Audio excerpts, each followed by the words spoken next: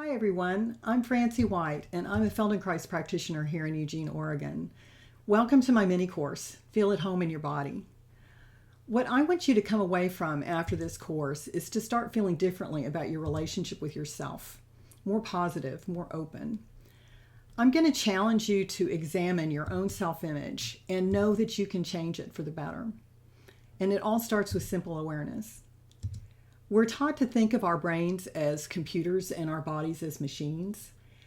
And it's this mechanical view that causes so many of the problems that we have. There's an instinctual intelligence of the body that's not recognized in most societies.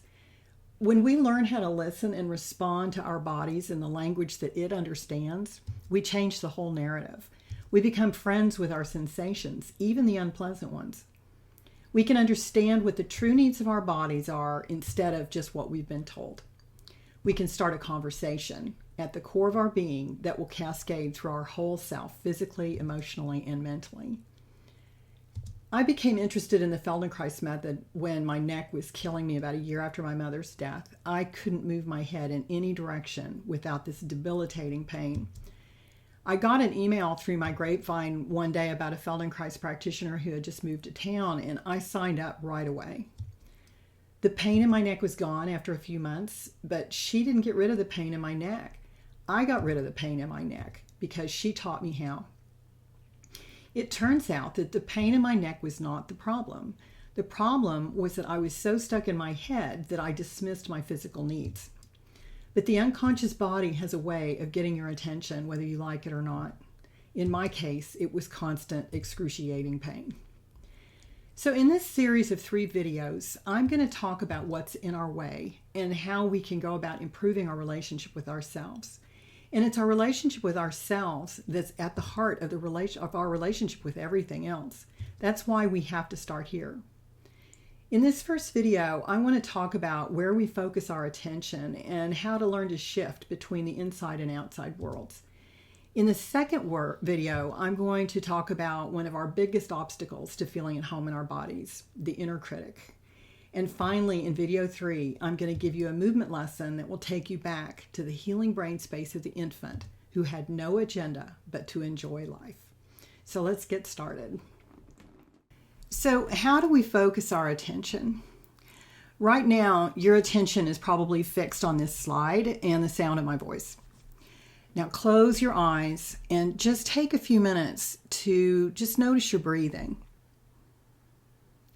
Feel the air pass through your nose and your throat, down into your bronchial tubes and into your lungs. And notice how your chest rises and falls with every breath.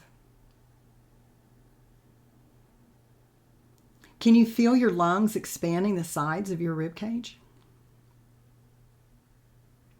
Can you feel your breath shifting your shoulders? See, now your attention is focused on your own inner sensations, and this is the distinction that I want to make about focus. It can be either directed inward or outward. When we're babies, we don't have any cognitive abilities or conscious awareness of other people. We are totally in our own bodies. It's called euphoric consciousness. A tiny baby's whole existence revolves around its needs and sensations. It has no ability to interpret its needs. Cognitive processing doesn't even begin to develop until the end of the 2nd year. So a baby doesn't know it's hungry. It only knows that there's a grinding in its center that doesn't feel good, so it cries. Then the caregiver comes and says, "Oh, you must be hungry. Here's some milk." The baby's need is satisfied, and this literally has to happen thousands of times before a baby is able to say for itself, "I'm hungry." I'm over 60 years old, and I still don't always know why I'm feeling grumpy. Sometimes my husband has to say, "Why don't you go eat something?" So it's our caregivers who interpret our needs at first and try to meet them. And we're learning how to do that from them. Then as we mature, our attention starts to grow little by little away from our own needs and sensations. we gradually start to understand that other people like us exist and we have our own needs and sensations. We develop empathy and feel other people's pain just like our own. But so often, our society, starting with our caregivers, demand that we pay attention to what is expected of us and do what we are told to do by others. Less and less as we grow up are we given permission to follow our own path. We listen less to our own sensations and needs and more to what others expect of us so that we can get their approval. This is what I mean about society demanding we focus our attention outside of ourselves instead of inside. I remember walking through the grocery store one day trying to decide what I wanted to buy for breakfast. I had the sense that I would be criticized or made fun of if I ate what I really wanted. That day, I took a big step and I bought what I really wanted for breakfast: yogurt with fruit on the bottom and grape nuts sprinkled on top. We can get really mixed up about what we actually need and want and what we think we should do or what someone else wants us to do. Dear Abby and Ask Carolyn are all about trying to sort that out. So, what does this have to do with teaching movement? You might say, I know how to move. Why do I need you to teach me? A baby learns to walk in the first year of life all by itself without any instruction or weekend workshops. It can do it because it doesn't have that judgy inner voice that's telling it to do something else. It has no agenda. It doesn't wake up and decide it has to learn to roll over by 10:30. It's reaching for a toy and suddenly finds itself on its stomach. And nobody is more surprised than the baby. That judgy inner voice is the same one that interprets our hunger pangs, and it's just not there for several or more years. So what I really do is teach people how to get back into their own bodies and listen and respond to their own sensations. But we have to speak the right language, and the language of the body is movement and sensation. The Feldenkrais method is not therapy or exercise. It is somatic education, and that's why we call our clients students and our sessions lessons. Awareness through movement lessons lead the student through a series of simple movements that build up to a more complex one that might not have even been possible at the beginning of the lesson. I'm going to give you verbal instructions that you follow to the best of your ability, listening to your own limitations. You start the movement out small and slow, and then just let it grow organically. The body will begin to relax once it knows you're not going to hurt it this time. You'll end up able to go farther than if you had pushed yourself. The times that I've gotten hurt was when I was uncomfortable or in pain and didn't stop. I had thoughts of trying to keep up with the 30-somethings in the class or trying to impress the teacher. Do you see how those thoughts are bringing our awareness outside of ourselves? We did about 25 ATM lessons in each training segment. At the end of the third segment, I partially dislocated a rib because a movement hurt and I didn't stop. In the fourth segment, I refused to get up and get a knee pad when my bony knee was uncomfortable on the hard floor. I didn't want to disturb the class, and I had this notion that I might get yelled at. It took over a year to get rid of the bursitis I got in my knee that day. So my point is that this is a hard lesson to unlearn. We're trained from birth to look outside of ourselves for validation from others. There were sometimes dire consequences and punishment when we didn't. But we're adults now, and we can start to retrain ourselves to listen to the voice of our needs and sensations, and we can learn to shift back and forth as needed.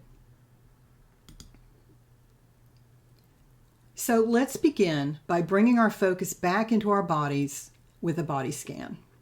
So please find a comfortable place on the floor or an exercise table where you can lie down. But first, we're going to start in standing. Hi, I'm back. So let's begin by bringing our focus back into our bodies with a body scan. So please find a comfortable place on the floor or an exercise table where you can lie down. But first we're going to start in standing. So in standing, notice the contact of your feet with the floor. Where is there more pressure on the floor? On the inside arch of your foot, on the outside, on the balls of your feet, or the heels? And notice your legs in standing. How do they connect with your pelvis and the hip joints? Are your knees locked to hold you up? Or is your support coming from your pelvis? And notice how your pelvis is balanced over your feet.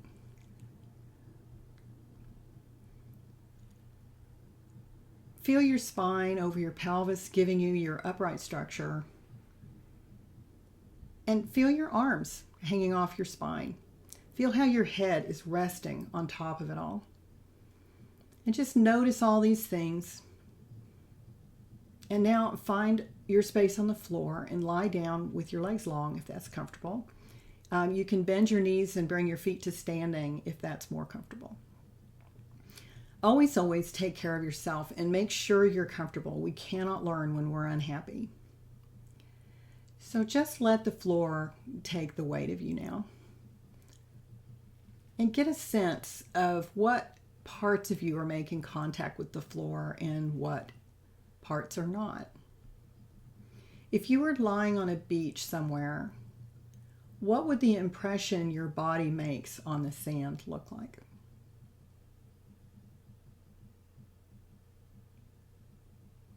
What parts feel the heaviest against the floor? What parts feel the lightest? Notice how your feet are resting on the floor. Is one turned out more than the other? Are they pointed straight up to the ceiling? And imagine how you think they would look. And then raise your head to see if you're right.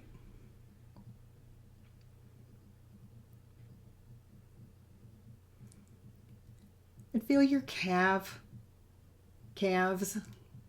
lying on the floor. And you can feel that space under your ankles and under your knees. And what part of your upper leg starts making contact with the floor?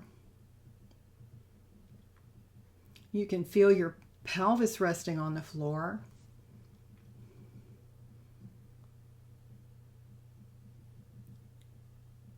Feel the right side of your pelvis and the left side of your pelvis. Get a sense of the shape of your pelvis and how that shape that's making contact with the floor looks. And does one side feel like it's making more contact than the other? Feel your pelvis resting on the floor. Does one side feel like it's making more contact than the other? And don't judge, just notice. It might be different at the end of the lesson. And get a sense of the shape of your pelvis lying on the floor. What does that impression in the sand look like?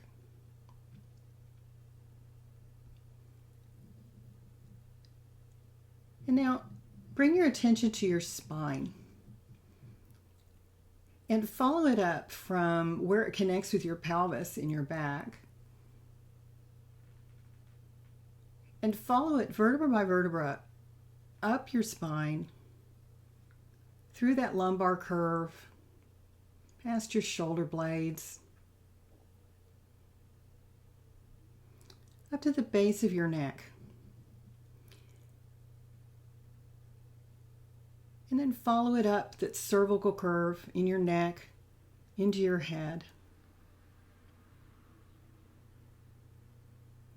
And get a sense of each vertebra. And then let your attention zoom out and get a sense of your entire spine.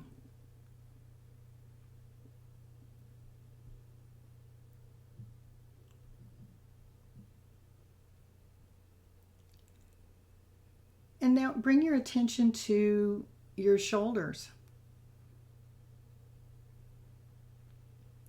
How wide are your shoulders? How does that compare with how wide your pelvis is?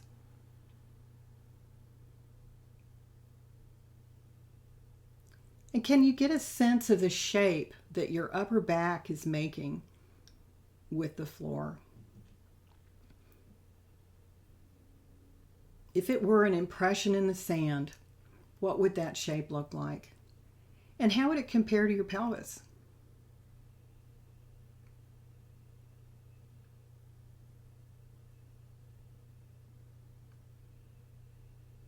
And bring your attention to your arms. How are your arms lying on the floor? How are your hands lying on the floor? Are they palm up, palm down, or somewhere in the middle lying on your pinky? And feel your elbows resting on the floor. Get a sense of how your arms attach to your shoulders.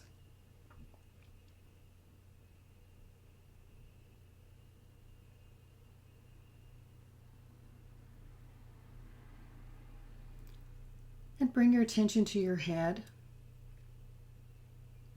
Our heads are actually fairly heavy. Can you feel the weight of your head lying on the floor? And what impression would that make in the sand? And is your head rolled to one side or another? Is your nose straight up to the ceiling? Or is it off to one side? And let your head roll a little bit to the left and a little bit to the right. It can be a really small movement, slow and small. And just notice, is one side easier to roll to than the other?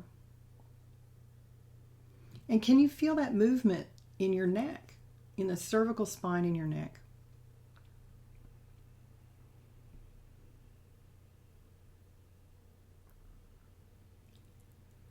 And now bring your attention to your mouth. A baby's consciousness begins in its mouth. Notice your lips, your upper lip and your lower lip.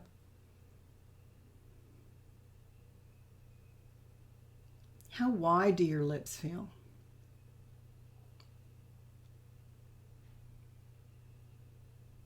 And notice your tongue. Can you feel how your tongue attaches deep in your throat? And bring your tongue out just a little bit out of your mouth so you can try and feel where it's attached.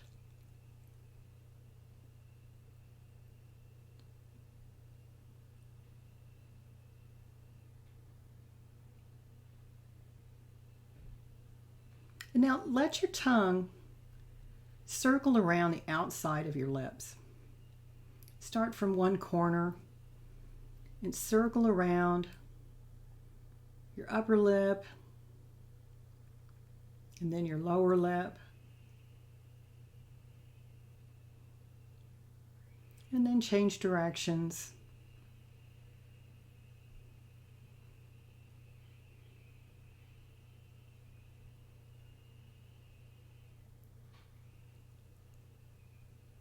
And then let your tongue find the back of your teeth, on your upper teeth.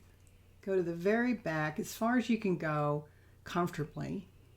You may not be able to go as far as the very back tooth, but just go back as far as you can and then begin the movement of taking your tongue on each tooth around the front.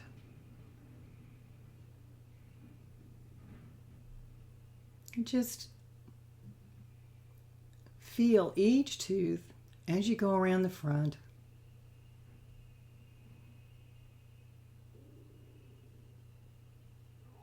And when you get to the end on the other side, do the same thing on your lower teeth. Just counting each tooth.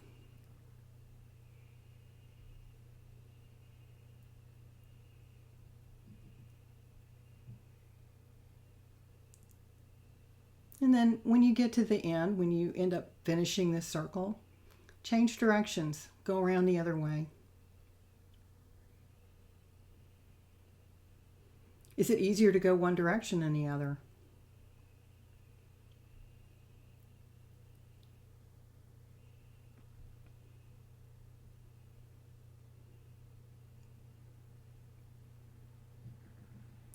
And then take your tongue to the inside of your teeth. Start at the back. And just feel every tooth from the inside. Notice this might be a little bit easier.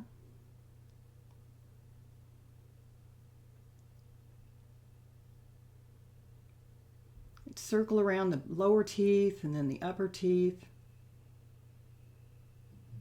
And then change directions.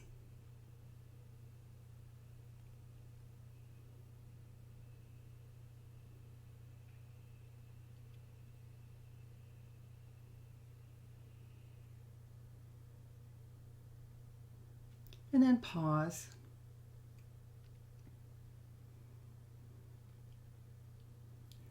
And now bring your attention to your eyes.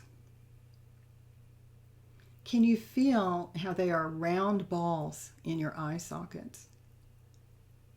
And just let the weight of your eyes sink into your head.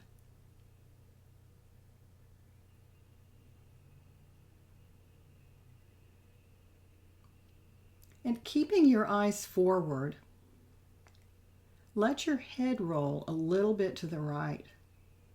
And notice how your head moves around your eyes. Do this really small and really slow. And then try it to the left and see if there's any difference. Just let your eyes stay forward and let your head roll around your eyes. You're less than 2 weeks old right now.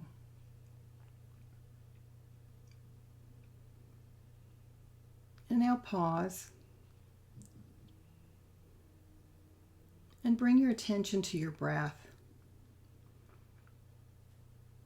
Try not to change it, but just notice your chest rising and falling with each breath.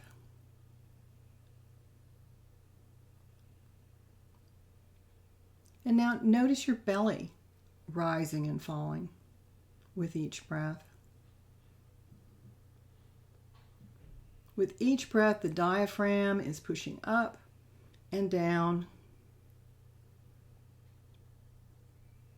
So even though your breath doesn't actually live in your belly, it still makes your belly move.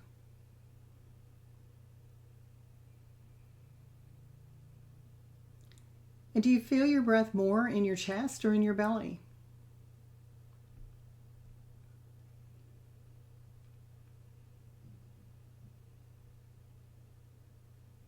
Can you feel your breath pressing against the floor on your back as you inhale?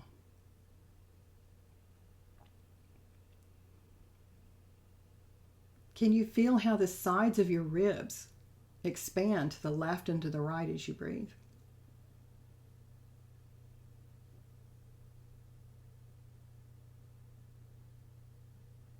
Can you feel your shoulders rise and fall with every breath?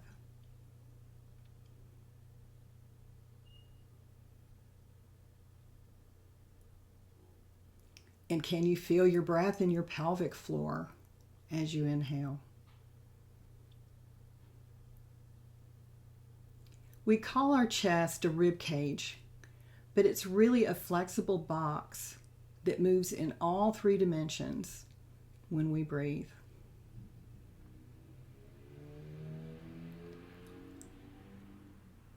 Now bring your attention back to your whole self now. And notice what's making contact and what is not. Has anything changed? And don't judge, just notice.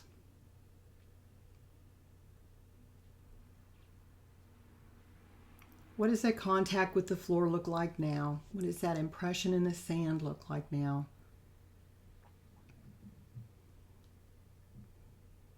And then when you're ready, come up to sitting, and then come up to standing.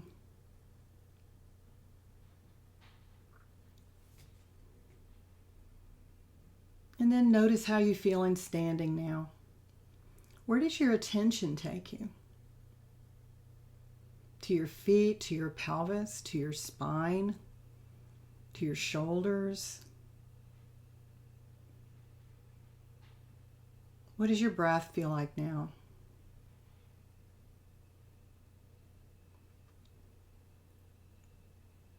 And then walk around a little bit, and I'll see you again in video 2.